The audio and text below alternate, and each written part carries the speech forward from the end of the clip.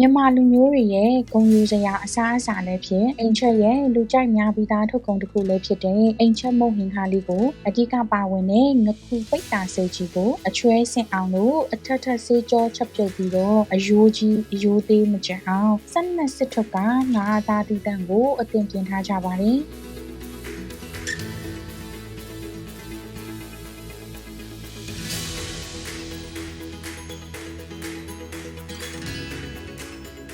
နောက်ထပ်လည်းပဲတွေကိုပြုတ်ပြီးတော့ကြိတ်ထားကြရပြန်ပါတယ်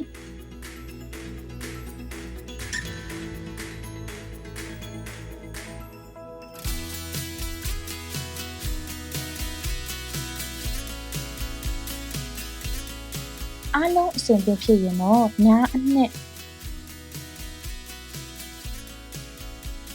ပဲအနှစ်ကြောက်ဖို့မြန်မာနားငံပြားကြီးဆန်လော်မှုတ်စပလင်ငရုတ်ကောင်းတွေနဲ့ဝင်းနေအောင်စီတက်ထားတဲ့အိမ်ချက်မုံဟင်းကားအနှစ်ကလေးရပါပြီ။ထုတ်လုပ်မှုအဆင့်တိုင်းမှာလည်း quality control ကိုအထူးဂရုစိုက်ပါတယ်။အရသာနဲ့အရေးကြီးမပြောင်းလဲစေဖို့ပုံလက်ခံဌာနကနေစလို့ပြင်ဆင်နေစဉ်ချက်ပြုတ်နေစဉ်အဆင့်တိုင်းမှာ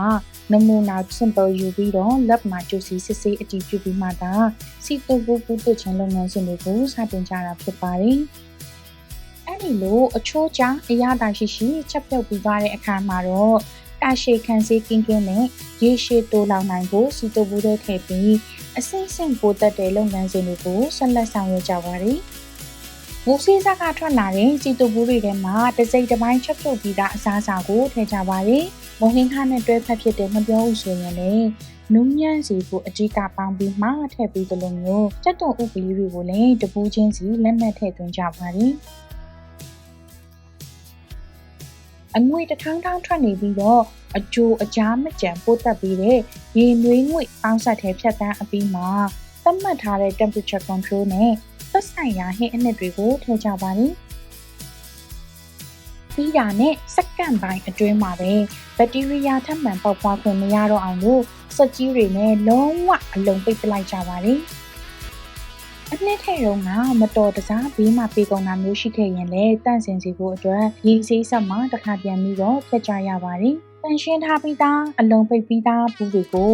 retort စက်ကြီးတွေထဲမှာထည့်ပြီးတော့130 degree centigrade ကနေ121 degree centigrade ဝန်းကျင်အထိအပူပေးကြပါတယ်။ဒီအပူချိန်ဟာတာမန်ရေစုမှတ်ထမြင့်တဲ့အတွက်အန်ဒရယ်ရှိတဲ့ဘက်တီးရီးယားအလုံးကိုသိစေပါတယ်။သတ်မှတ်ထားတဲ့အပူချိန်မှာ